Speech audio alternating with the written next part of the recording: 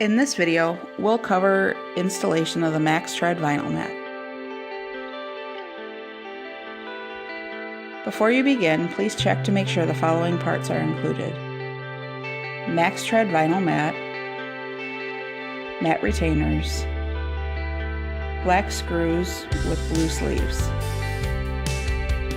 The recommended tool list is a utility knife, tape measure, hammer, power hammer drill, power torque metered screwdriver, 1/4 inch Masonry Drill Bit. Step 1. Prep the area. Begin by removing and discarding the existing mat and hardware. Fill any holes and make sure the floor is level. Clean, scrape, and dry the recess thoroughly to remove all debris and illuminating any imperfections. Floor may have to be finished with a skim coat. Step 2. Install the mat.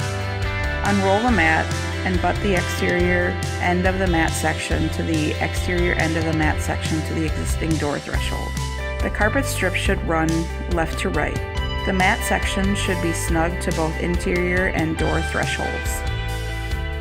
The MAXtread sections may have to be trimmed. When possible, leave a solid top rib. Step 3. Secure the mat. After the trimming is complete, secure the mat retainers to each section. Snap the retainer clip approximately 2 rows from the side and 5 sets of pegs from the bottom.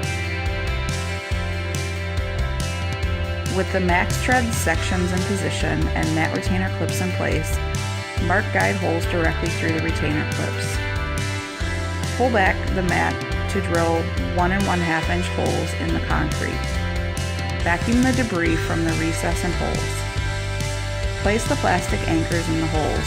Using a hammer, gently pound the corners in until flush with the concrete. Align the mat back into the corner.